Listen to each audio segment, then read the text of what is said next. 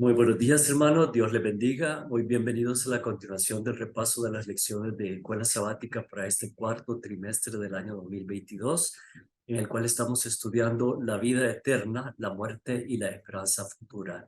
Ya nos encontramos en la lección número 10 para esta semana titulada El fuego del infierno, y para este día jueves 1 de diciembre el título es La cosmovisión bíblica.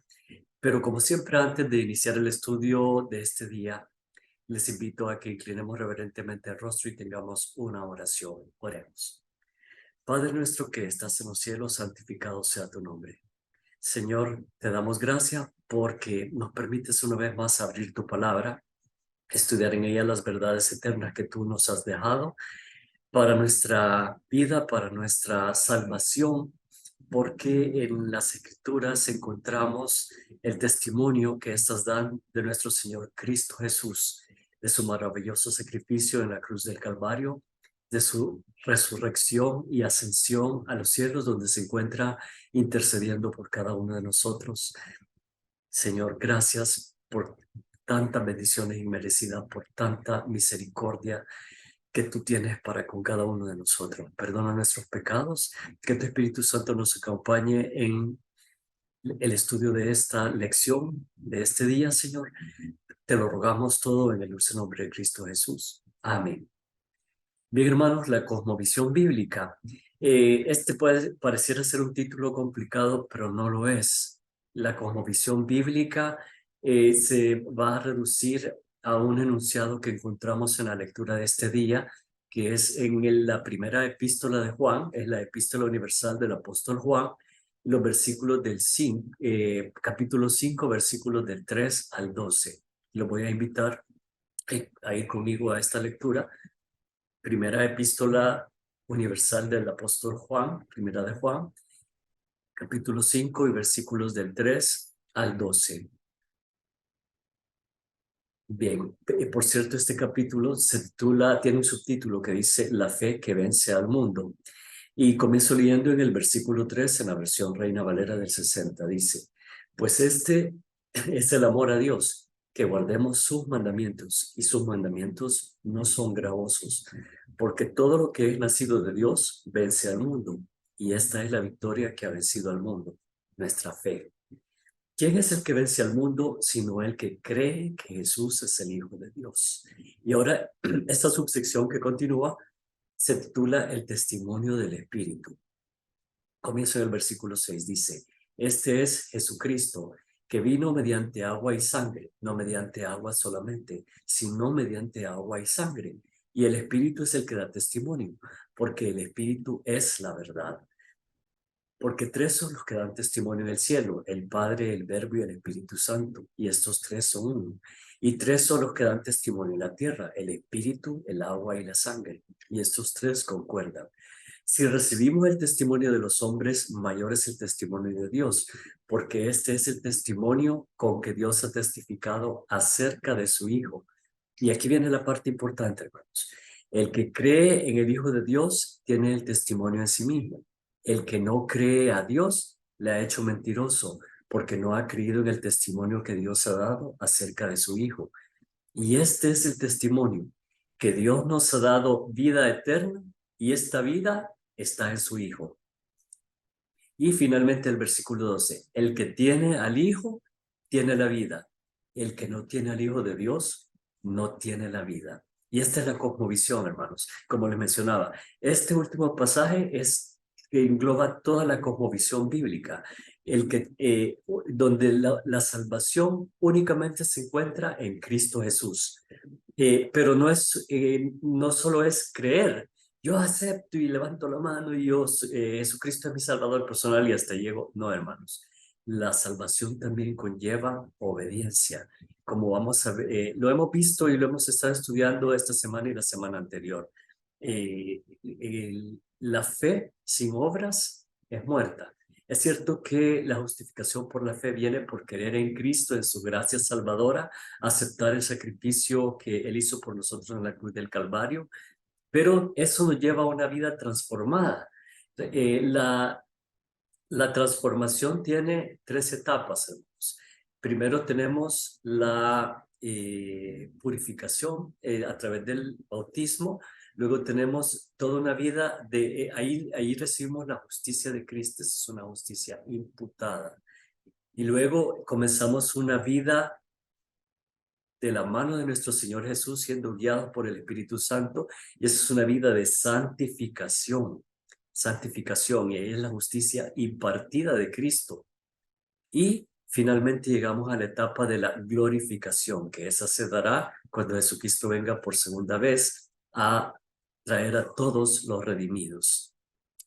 Bien, eso ya lo estudiamos también la semana pasada. Entonces, hermanos, esta etapa de santificación significa que hemos aceptado al Señor Jesús como nuestro Salvador personal, pero es una etapa donde nosotros estamos siendo transformados por el Espíritu Santo a la imagen de nuestro Señor Cristo Jesús. Y eso implica guardar sus mandamientos.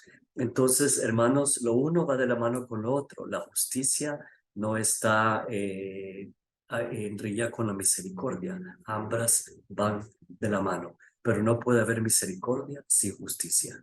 Entonces, hermanos, acá la cosmovisión bíblica es: el que tiene al Hijo tiene la vida, el que no tiene al Hijo no tiene la vida. La doctrina bíblica de la inmortalidad condicional del ser humano, dice acá la lección, en contraste con la teoría antibíblica de la inmortalidad natural del alma, se hace explícita en estos versículos que acabamos de leer. Los últimos dos lo vuelvo a leer, y este es el testimonio que Dios nos ha dado: vida eterna, y esta vida está en su Hijo. Y el que tiene al Hijo tiene la vida, el que no tiene al Hijo de Dios no tiene la vida. Y para comprender el significado de este importante pasaje, de esta cosmovisión, debemos recordar que solo la deidad, y aquí la deidad engloba Padre, Hijo y Espíritu Santo, que se mencionaron en estos pasajes.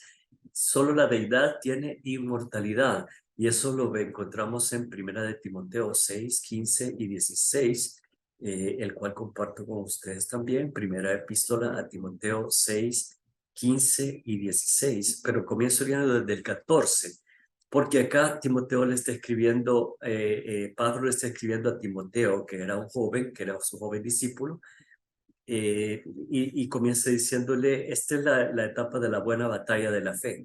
Y dice: mas tú, oh hombre de Dios, huye de estas cosas y sigue la justicia, la piedad, la fe, el amor, la paciencia, la mansedumbre, que es parte del fruto del Espíritu que encontramos en Gálatas. Y estoy leyendo el versículo 11, y me salto ahora el 14, dice: que guardes el mandamiento sin mácula ni reprensión. Nuevamente, no solo es levantar la mano y aceptar a Cristo como soy mi Salvador personal y ya eso estuvo. No, hermanos, este concepto de salvo, siempre salvo, no es bíblico tampoco. Y entonces dice que guardes el mandamiento sin mácula ni reprensión. ¿Hasta cuándo? Ya, ahora, no. Hasta la aparición de nuestro Señor Jesucristo, dice acá, la cual a su tiempo mostrará el bienaventurado y solo soberano, con esa mayúscula, Rey de reyes, también con mayúscula, y Señor de señores, el único que tiene inmortalidad, que habita en luz inaccesible, a quien ninguno de los hombres ha visto ni puede ver, al cual sea la honra y el imperio sempiterno. Amén.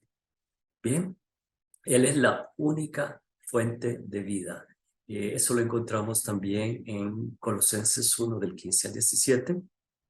Vamos al libro de Colosenses 1, del 15 al 17, y dice, está hablando de Jesús, dice: él es la imagen del Dios invisible, el primogénito de toda creación, porque en Él fueron creadas todas las cosas, las que hay en los cielos y las que hay en la tierra, visibles e invisibles, sean tronos, sean dominios, sean principados, sean potestades. Todo fue creado por medio de Él y para Él.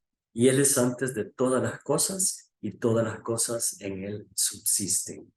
Bien, él es el principio de toda la creación, el primogénito de toda la creación.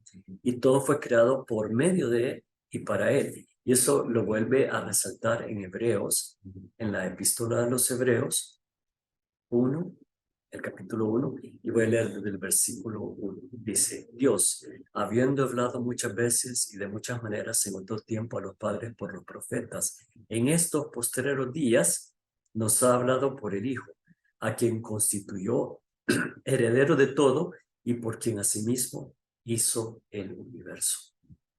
Bien, hermanos, esta es la cosmovisión bíblica.